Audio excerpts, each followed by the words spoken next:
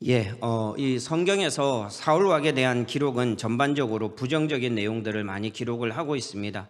다윗이 이제 그의 인생에서 등장한 이후에 대부분의 기록이 다윗을 죽이려고 쫓아다닌 내용을 기록을 하고 있습니다. 40년 왕의 세월 전부를 다윗만 쫓아다녔겠습니까? 그렇지는 않겠지요. 그러나 사무엘서의 저자는 주로 이 내용을 중심으로 기록을 하고 있습니다. 사울이 왕이 된 후에 언제부터 이제 기록이 되어 있느냐? 그것은 이제 사무엘상 13장 1절에 보면 이 왕의 시작을 이렇게 기록을 하고 있습니다. 사울이 왕이 될 때에 40세라 그가 이스라엘을 다스린 지 2년에 이렇게 말씀을 하고 있습니다. 어떤 사람들은 기록되지 않은 2년, 이 기록되지 않은 2년은 그래도 나름대로 대단한 선정을 펼쳤을 것이다 라고 그렇게 생각을 하기도 합니다.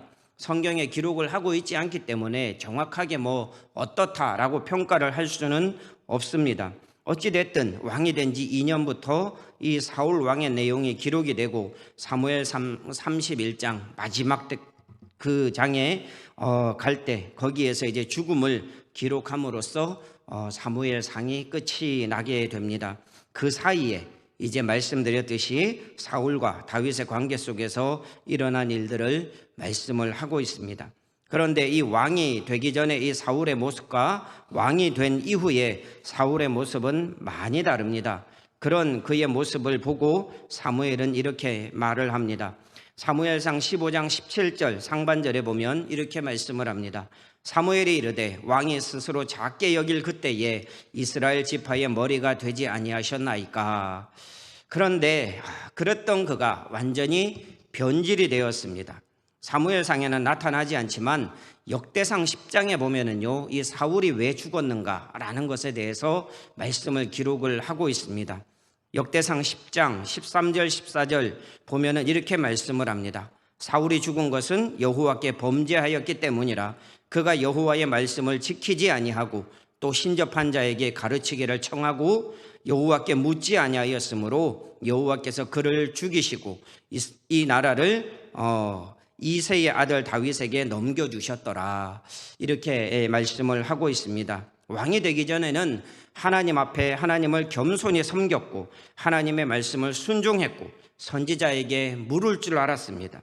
하나님의 뜻을 행하고자 했었습니다. 그랬던 그가 죽을 때에는 하나님의 말씀도 지키지 않고 하나님께 묻지도 않고 선지자에게 묻지도 않고 도리어 신접한 여인을 찾아가서 한마디로 이 하나님과는 전혀 상관이 없는 그런 삶을 사는 그런 사람으로 변질된 채 죽음을 맞이하게 되었던 것입니다.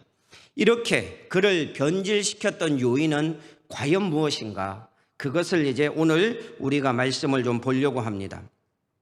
사울의 이 한마디에 그가 어떤 마음으로 살았는지를 우리에게 잘 보여주고 있습니다. 오늘 본문을 보면 사울이 사무엘에게 이르되 내가 범죄하였나이다.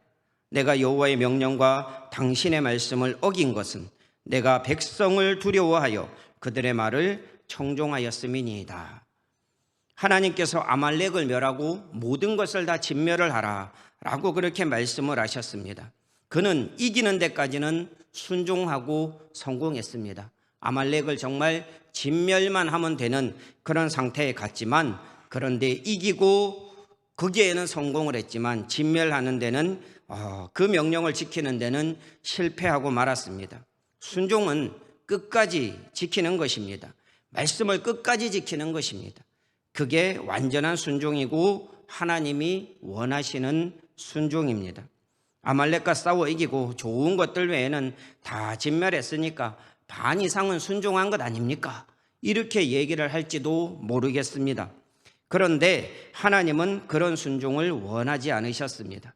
말씀을 완전하게 이루는 것, 그런 순종을 원하셨고 하나님은 그것을 완전한 순종이라고 말씀을 하고 있습니다. 그것을 방해한 것이 무엇이냐? 이 모든 것들을 다 승리하고 거기까진 좋았는데 진멸하는 것, 이것을 방해했던 것이 무엇이냐? 그게 백성을 두려워하는 마음이었다라는 것입니다. 이것이 사울의 변질의 원인이 되었습니다. 이것은 지금 우리말로 쉽게 표현하면 무슨 말입니까? 사람을 의식하는 것입니다. 현대 신앙인들은 완전한 순종에 실패하는 이유가 사람을 의식하기 때문에 그렇습니다. 대부분 신앙인들이 여기에서 무너지고 이것 때문에 무너집니다. 말씀 순종에 실패하는 이유도, 그리고 정말로 안타깝지만 외식으로 변질되어 버리는 이유도 다 이것 때문입니다. 사람을 의식하는 것. 이것은 한마디로 하나님 중심의 신앙이 아니라 인간 중심의 신앙입니다. 이것은 분명한 변질입니다. 사울은 여기저기에서 변질된 모습을 많이 보여주고 있습니다. 사람을 의식하고 사람을 의지하는 모습으로 변질되는 모습을 보여주었습니다. 사울이 사무엘상 13장과 14장에서 블레셋과 싸우는 내용이 나옵니다. 그런데 이 13장, 14장에서 이 블레셋과 싸움의 결론이 이렇게 기록이 되어 있습니다. 14장 52절을 보면 이렇게 말씀합니다. 사울이 사는 날 동안에 블레셋 사람과 큰 싸움이 있었으므로 사울이 힘센 사람이나 용감한 사람을 보면 그들을 불러 모았더라. 왕이 힘세고 용감한 사람들을 그렇게 불러 모으는 것이 잘못입니까? 겉으로 보면 전혀 잘못된 것이 없습니다. 용맹한 장수들을 보면은 왕이니까 당연히 불러 모아야지요. 그들을 이끌어서 이 군대를 잘 조직을 해서 싸움에 나가서 승리를 해야지요. 이렇게 하는 것이 문제가 될 수 있겠느냐? 그런데 하나님은 여기에서 그것을 기록을 해 놓고 있습니다. 이렇게 한 이유는 더 이상 하나님을 의지하지 않겠다라고 하는 그 선언과 같기 때문에 그렇습니다. 많은 왕들이 하나님 안에 있을 때 치열한 전투에서 어떻게 합니까? 지금까지 아껴두었던 이 장수를 내보내도록 해라. 이렇게 하지 않습니다. 정말로 이 절체절명의 위기에서 어떤 장수가 와서 구해주기를 바라지 않습니다. 이 A 장수는 어디 있느냐? 이 B 장수는 지금 어디에 있느냐? 내가 지금 이렇게 위급하고 목숨이 총각을 다투고 있는데 그놈들은 다 어디로 가 있단 말이냐? 그렇게 사람을 찾지 않는다는 거예요. 절체절명의 위기의 순간에 그는 누구를 찾습니까? 하나님을 경외했던 왕들은 다 하나님을 찾습니다. 하나님께 기도합니다. 하나님, 지금 내가 이 상황에 엄청난 이 위기 속에, 지금 내가 죽을 위기 속에 놓여 있습니다. 하나님, 나를 좀 도와주십시오. 여호사밧 왕도 그랬고 아사 왕도 그랬고 전쟁이 있었던 그 수많은 전투의 현장 속에 하나님을 경외했던 사람들은 다 하나님을 찾았습니다. 그런데 사울은 그렇게 하지 않았다는 것입니다. 사울은 이 불러 모았다. 장수들, 힘 있는 사람들, 이런 사람들을 불러 모았다. 용맹한 사람들을 불러 모았다. 이걸 정확하게 표현하면 계속해서 불러 모았다는 것입니다. 히브리어는 그렇게 되어 있습니다. 계속해서 불러 모았다. 이런 데 가서 힘센 사람을 보면 불러 모으고, 저런 데 가서 힘센 사람을 보면 불러 모으고, 사울이 하나님 앞에 제사하고 사울이 하나님을 찾고 예배하고 이런 것들은 거의 등장하지 않습니다. 그런데 그가 왕으로 있는 동안 내도록 40년 동안 그는 이 힘센 사람들을 찾았고 그들을 의지하기 시작했던 것입니다. 그게 블레셋과의 전투에서 그가 얻은 경험이면 경험일 것입니다. 그런데 정작 그가 싸움에서 그렇게 사람들을 불러 모았어도 그들이 도움이 되었느냐? 도움이 되지 않았습니다.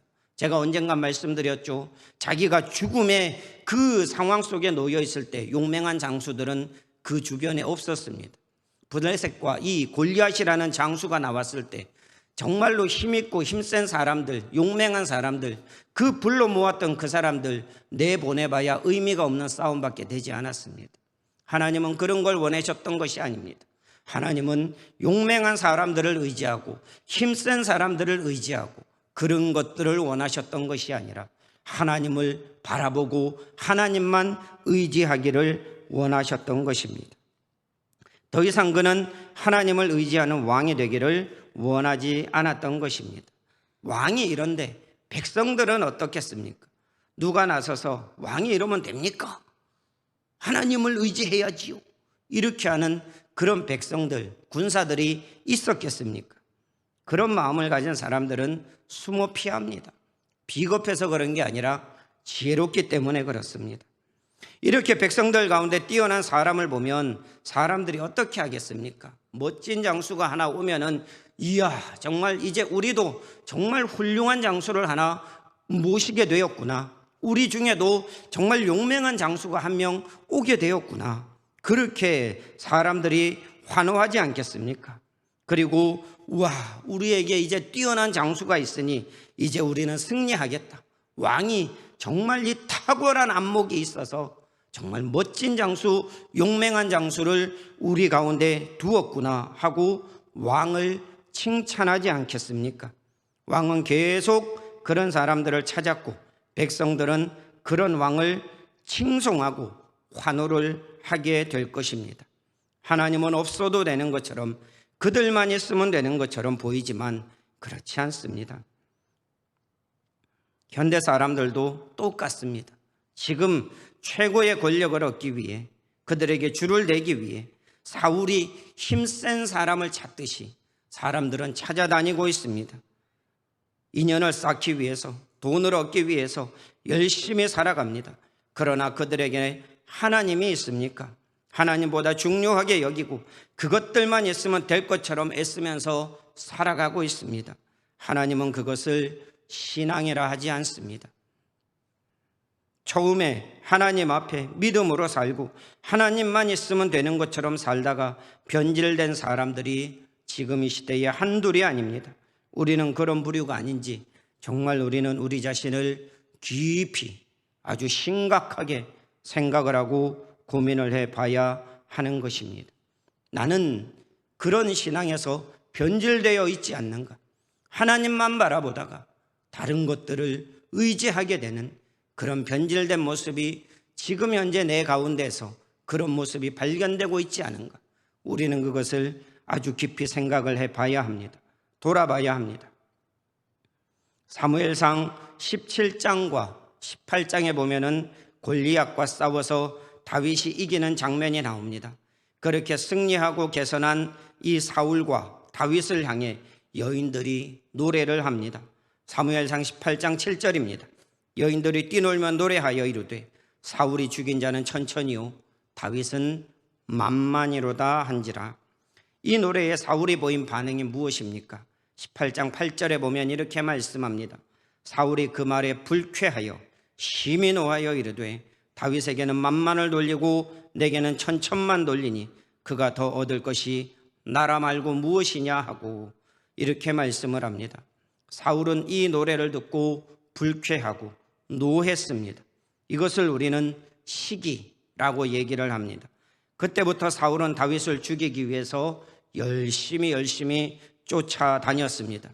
남들의 공을 공으로 인정하지 못하고 마음이 괴롭고 불편하고 노가 일어나면 그것은 자신이 변질된 증거입니다. 이것은 자신의 삶이 그대로 증명을 하고 나타냅니다. 그 사람이 높아짐을 견디지 못합니다. 그래서 마음속으로 싫어하고 무시하고 죽이기까지 합니다. 성경에서 시기는 반드시 상대에게 고난과 고통, 더 나아가서 죽음까지 몰고 갑니다.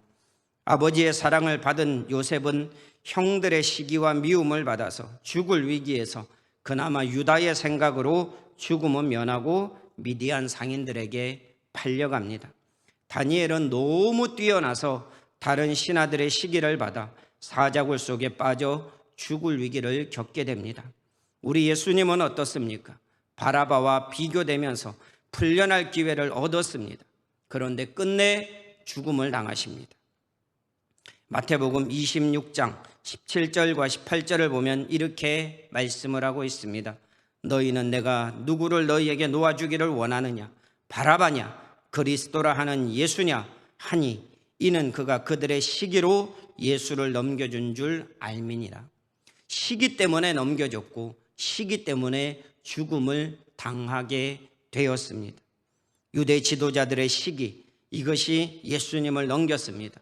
끝내 예수님은 이 시기 때문에 풀려나지 못하고 결정적으로 풀려날 수 있는 상황 속에서 풀려나지 못하고 예수님은 사형장으로 끌려가게 되신 것입니다. 그러나 우리는 시기가 이렇게 위험한 것이라는 것을 알아야 함과 동시에 시기의 결말을 알아야 합니다. 요셉은 후에 총리로 하나님께서 세우셨습니다. 다니엘은 시기하고 참소했던 이들을 사자굴에 그들이 들어가게 하나님께서 만드셨습니다. 하나님은 다니엘을 더 높여주셨습니다. 예수님을 죽인 이들은 구원과 멀어졌지만 하나님은 예수님을 살리셨고 만왕의 왕으로 선포하시고 그것을 인정하신 것입니다. 시기는 자신의 신앙을 병들게 하고 폭망의 길로 이끌어갑니다. 시기는 사라져야 합니다. 내 안에 시기가 있다. 변질의 징조입니다. 내 안에 엄청난 시기가 나타나고 있다. 지금 내가 변질되어 가고 있는 과정 가운데 이 시기가 엄청나게 역할을 할 것입니다. 사울은 그 이후부터 시기와 질투와 미움에 사로잡혔고 그야말로 인생을 다윗을 죽이기 위해서, 죽이지도 못하는 그 다윗을 죽이기 위해서 인생을 낭비하게 되었습니다. 사람과 사람의 말을 너무 의식했던 결과였습니다. 또 오늘 본문이 이렇게 말씀합니다. 사울이 사무엘에게 이르되 내가 범죄하였나이다. 내가 여호와의 명령과 당신의 말씀을 어긴 것은 내가 백성을 두려워하여 그들의 말을 청종하였음이니이다. 그는 백성을 두려워해서 백성의 말을 들었습니다. 이렇게 좋은 것들을 남겨둔 것은 사울 왕 혼자만의 생각은 아니었습니다. 그것을 설명하는 말씀은 이렇게 되어 있습니다. 15장 9절에 보면 사울과 백성이 아각과 그의 양과 소의 가장 좋은 것 또는 기름진 것과 어린 양과 모든 좋은 것을 남기고 진멸하기를 즐겨 아니하고 가치 없고 하찮은 것은 진멸하니라. 진멸은 했습니다. 그런데 하찮은 것들만 진멸을 했습니다. 그런데 여기에 누가 이 일을 하게 되었느냐? 처음에 말씀드릴 때 사울과 백성이 이렇게 되어 있습니다. 사울과 백성이 같이 그렇게 동조하고 행동을 했던 것입니다. 그러나 하나님은 누구를 책망하십니까? 사울 왕입니다. 그는 백성을 옳은 길로 인도할 권세가 있었고 책임이 있었지만 그는 그렇게 하지 못했던 것입니다. 그도 함께 백성들의 말을 듣고 그럼 그렇게 하자라고 해서 그렇게 이 진멸에 실패했던 것입니다. 그가 이끌어야 할 대상들을 두려워했기 때문에 그는 이렇게 할 수밖에 없었습니다. 우리 모두는 정말 주의를 해야 합니다. 목회자도 그렇고 영적인 지도자도 그렇고 교사에 이르기까지 우리는 이 말씀을 기억을 해야 합니다.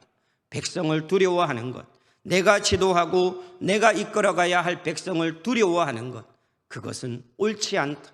그것은 하나님이 기뻐하시지 않는다라는 것을 우리는 분명히 알아야 합니다.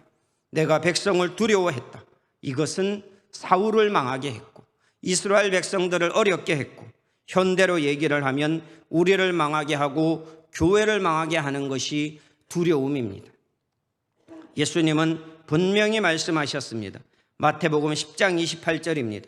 몸은 죽여도 영혼은 능히 죽이지 못하는 자들을 두려워하지 말고 오직 몸과 영혼을 능히 지옥에 멸하실 수 있는 이를 두려워하라. 두려움의 대상을 분명히 하라는 것입니다. 우리는 늘 항상 선택의 기로에 서 있습니다. 그런데 두려움의 이 상황도 선택의 기로에 서 있습니다. 나의 신앙을 흔드는 이 사람들을 두려워할 것인가? 나의 신앙을 붙들어 주시고 이끌어 주시는 하나님을 두려워할 것인가? 나에게 어찌하지 못하는 그 사람들을 두려워할 것인가? 나를 지옥에까지 능히 멸하실 수 있는 하나님을 두려워할 것인가? 우리는 이것을 선택하면서 살아가야 하는 것입니다. 우리는 마땅히 하나님을 두려워할 줄 알아야 합니다.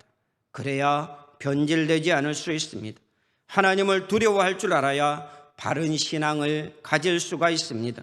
하나님을 두려워할 줄 알아야 사람을 두려워하지 않을 수 있습니다. 하나님을 두려워할 줄 알아야 하나님만 의지할 수 있습니다. 하나님을 두려워하기를 포기하는 순간 사람을 두려워하고 환경을 두려워하고 세상을 두려워하는 마음이 우리에게 침입하게 됩니다. 하나님 두려워하는 것을 포기해 보십시오. 다른 것들이 두려워지기 시작합니다. 사도행전 18장에 이런 내용이 나옵니다. 하나님께서 환상 중에 바울에게 말합니다. 고린도에서 있었던 일입니다. 너는 여기에 이 백성에게 두려워하지 말고 전하라. 내 백성이 여기에 아직도 많다 라고 그렇게 말씀합니다. 두려워하지 말고 전하라. 전하지 못하게 하는 그 결정적인 그 요인이 무엇이냐? 두려움입니다. 그러나 두려워하지 않으면 전할 수 있습니다. 두려움과 이 모든 것들은 다 상관관계가 있는 것입니다. 내가 두려워하는 만큼 하나님을 의지하는 믿음은 작아지게 되어 있습니다. 그러나 하나님을 믿는 믿음이 큰 만큼 세상을 두려워하는 그 마음이 작아지게 되어 있습니다. 우리는 지금 무엇이 우리를 크게 하고 있습니까? 하나님을 믿는 믿음이 우리를 크게 하고 있습니까? 아니면 세상을 두려워하는 그 두려움이 우리를 크게 하고 있습니까? 둘 중에 하나를 선택해야 합니다. 옳은 신앙은 하나님을 바라보게 하고, 옳은 신앙은 하나님을 선택하게 하고, 옳은 신앙은 이 하나님을 두려워하게 하는 것이 바로 옳은 신앙입니다.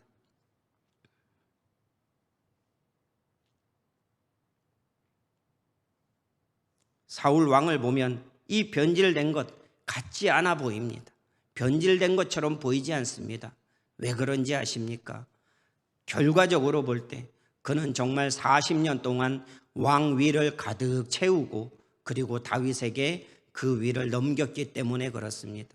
40년 왕위에 있으면서 하나님을 떠나기도 했고, 하나님을 배반하기도 했고, 말씀을 완전히 불순종하기도 했고, 그래도 이 사람은 40년 왕위에 있었습니다. 사람의 눈으로 보면 괜찮은 것 같습니다. 계속해서 권력을 누리고 왕위에 앉아서 폐하, 전하 이런 소리를 들으면서 자기의 일생을 보냈습니다. 그런데 영적인 눈으로 보면 그게 아닙니다. 하나님께서는 사무엘을 통해서 내가 너를 왕 삼은 것을 후회한다. 내가 너 말고 너보다 나은 사람에게 내 나라를 넘겨줄 것이다 라고 말씀하시고, 다윗에게 기름을 부어서 그를 왕으로 세우시고, 사울의 이 30몇 년간을 쫓아다니는 이 죽음의 위협 속에서 하나님은 다윗을 지키셨습니다. 사울은 이렇게 죽었지만 하나님 앞에서는 실패한 인생이었습니다. 겉으로 번드러해 보인다고 해서 우리가 정말 바른 신앙으로 살고 있는 게 아니다라는 것입니다. 내가 그냥 사업도 잘 되고 내가 모든 하는 것들이 잘 되니까 하나님이 나에게 복을 주고 있구나. 아니요, 그렇지 않을 수 있습니다. 하나님 앞에 변질되어 있는지 변질되어 있지 않은지 사람들은 모릅니다. 다른 사람들은 모릅니다. 그러나 하나님과 나는 압니다. 내가 하나님의 말씀을 불순종하고 있는지, 하나님을 정말 두려워하면서 하나님의 말씀을 지키기 위해서 내 생명을 걸고 애쓰고 있는지 하나님은 아십니다. 그리고 나는 압니다. 다른 사람들은 모릅니다.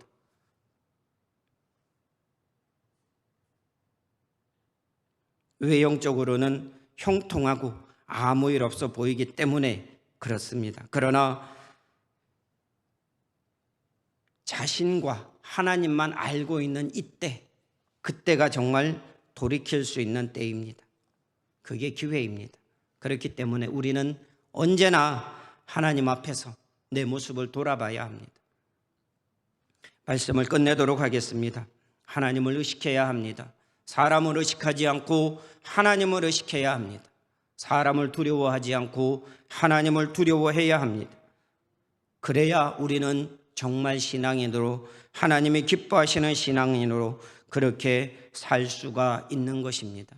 바른 신앙인이 되기를 간절히 바라신다면 하나님을 두려워할 줄 아십시오. 사람들이 아무리 힘있게 우리에게 뭐라고 한다 할지라도 하나님을 두려워하는 자를 이길 수 없습니다. 하나님은 하나님을 두려워하는 자의 편이시고, 하나님은 하나님을 의지하는 자의 편이시고, 하나님은 변질되지 않고 어렵더라도 힘들더라도 고통스럽더라도 고난이 있더라도 끝까지 하나님만 바라보는 그런 사람의 편이십니다. 그런 하나님의 은혜가 여러분들에게 있기를 바랍니다. 정말 우리 모든 사랑하는 성도님들께서 사람을 두려워하지 않고 세상을 두려워하지 않고 마땅히 두려워해야 할 하나님만 두려워하면서 변질 없이 하나님이 원하시는 모습 그대로 우리의 일생을 살아가심으로 하나님의 나라에 입성하는데 전혀 부끄러움이 없는 그런 우리 모든 성도님들 다 되실 수 있기를 우리 구주 예수 그리스도의 이름으로 축원합니다.